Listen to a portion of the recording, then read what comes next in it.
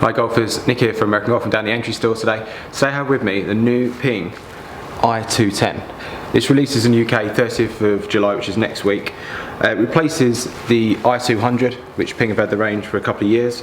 Now just taking a look at these two heads, there's a lot of similarities, but just sort of reading up on it, you can see the difference in the back of the club. So they've got this bigger sort of insert which promotes a sort of softer feel and a bit more ball speed of the face ultimately. So they've got a slightly different insert in the back. Very similar sort of look and sort of size and shape. I've got the 7 irons here. Ping have redesigned sort of the wedge and the U wedge with the same grooves they have in the glide wedges. I don't have those to test, but I've only got the 7 irons here. So what I'm going to do today is I'm going to test the i210.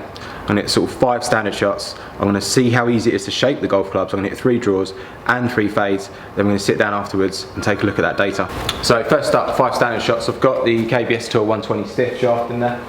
I've got Pro 1 golf balls and the TrackMan. So to start with, 5 sort of standard shots. Looks wise, very similar sort of look to the i200. And it's kind of similar to the i500, which I reviewed recently, but let's see how this one feels. It looks great behind the golf ball. So sort of 5 standard shots to begin with.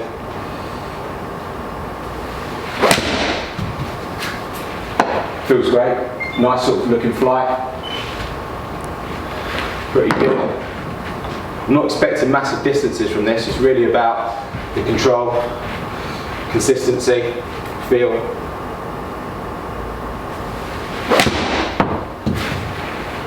Does feel great though. Feels soft off the face actually, and powerful. Nice sort of flight as well.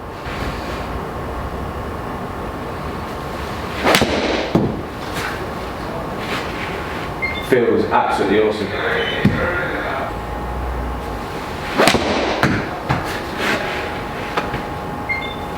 Looks pretty consistent. Okay, last one.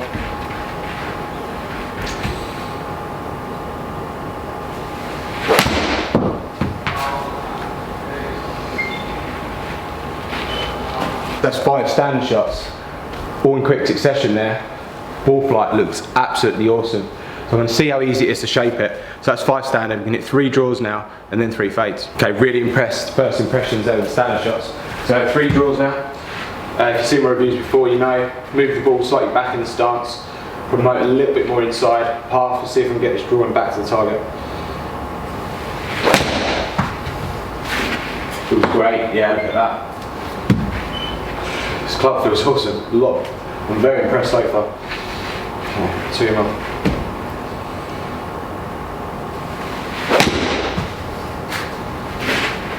A little bit higher flight that, but you still see the nice sort of draw on that, coming back to the target. Okay, last one.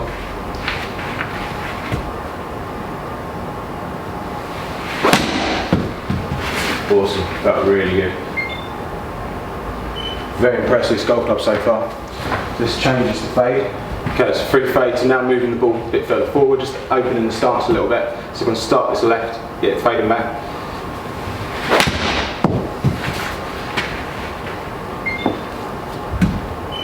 Okay, touch of fade there.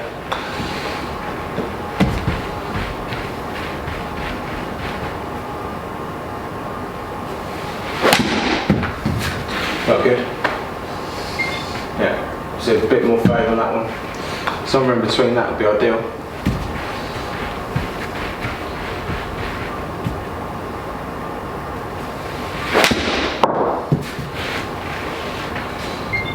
Yeah, touch of fade on that. So, pretty good performance. I think it feels really good. So, I'm going to sit down now and take a look at that data, see how good this golf club is. Okay, so you've seen me hit a few shots there on the TrackMan. Now, feel-wise, feels great. I think compared to the i500 to me, I think this feels a little bit softer, a bit more easier to control, I think, off the face. Really impressed with the feel. Let's take a look at the data. So first up there, I hit sort of 5 standard shots, and taking a look at the ball flight, you can see it on the screen there. Virtually in the same line each time. I was very impressed with the sort of performance of it. So it looks very sort of consistent, looking at some numbers there. Ball speed 119, so for a 33 degree 7 iron, that's pretty high. I think that's pretty high. sort of above my sort of average anyway. Carry distance is around 162, sort of what I was expecting really with 33 degree. I think we saw the i500 closer to sort of the 170 mark when I tested that, so if you've not seen that review, please check it out.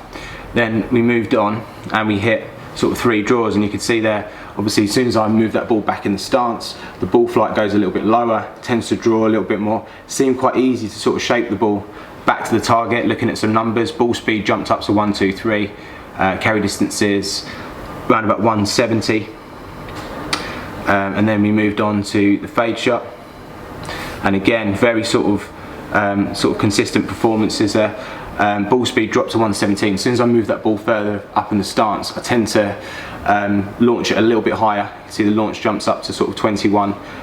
Ball speed drops a little bit, so the distance came down to sort of 156 average, but again it seemed easy to shape it, so it seemed consistent. I think that's really important when you're hitting a golf club. You want to see sort of the same sort of ball flight each time, and I was really impressed with this golf club. It's not forged, but it's got a great feel of the face. It seems pretty long for sort of the loft, and it seems consistent as well. So I think this is going to tick a lot of boxes for a lot of you golfers out there. It's definitely something someone that's looking for a bit more control.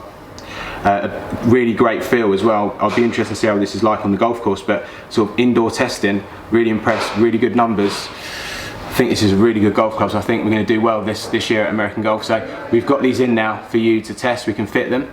Launch date isn't until the 30th of July 2018, so if you're watching this video before that, obviously you can go into your local American Golf, get them fitted. We're still offering double value trading and 0% finance. If you don't know about that, please check out details on the website. If you enjoyed the video, please give it a thumbs up, guys, and we'll see you again soon.